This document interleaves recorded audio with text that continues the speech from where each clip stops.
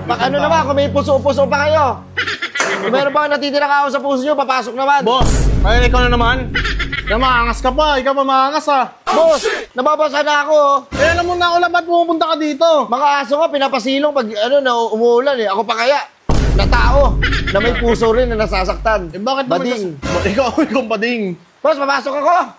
Sige, alaga, ano ba meron? Ayaw mo ba? Galit ka ba? Pambira ka, bakit ka pumunta dito? Papasok ako, boss.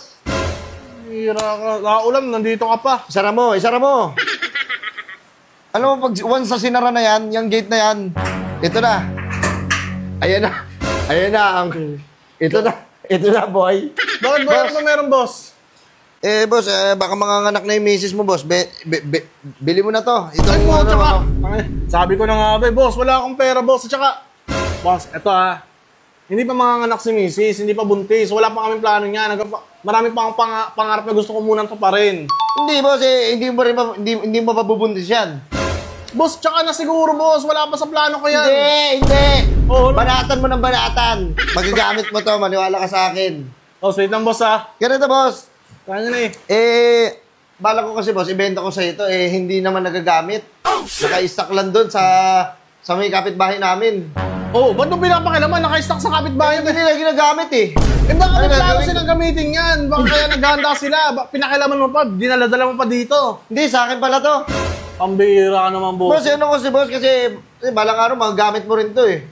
Magagamit mo to, boss. Magagamit ng anak mo to. Oo, magagamit yan balang araw. Pero, Pinko, tingnan mo, pinangunahan mo na agad, oh. Eh, malay mo, lalaking anak ko, paano yan? Eh, di niya mapapakinabangan yan. Gagawin pang bading. Bading yung anak ko, siraulo ka talaga, eh, no? Hindi. Tado. Doon, di ba? Yun, lalaking yung anak mo. Umisa ka pa. Para magamit mo to. Pambira, ginugulo mo yung family planning namin. Ikaw pa yung nagdidesisyon. Pero sayang to. Sino gagamit dito? Baby lang naman pwede gumamit dito.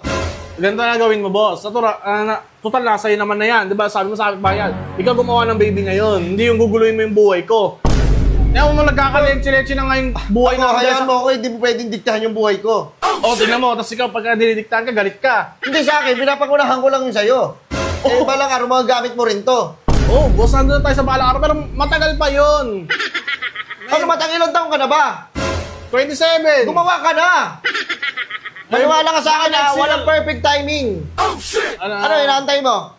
Maging successful ka? Hindi naman gumaan yung buhay mo para gumawa ka ng baby? Maniwala ka sa akin, walang perfect timing. Gusto ko lang magkaroon hanggat maaari, bumanat ka na! Grabe ka naman. Oo na! Babanat na pero hindi ko bibiling yan. Siguro pero sa tamang edad lang, ha? Oo, sa tamang edad. Tamang edad naman ako, pero gusto ko... Sa tamang edad ka na, oh. Ano may inaantay mo? Gusto ko matapos... Pasko! New Year! Boss, grabe ka naman. Silang.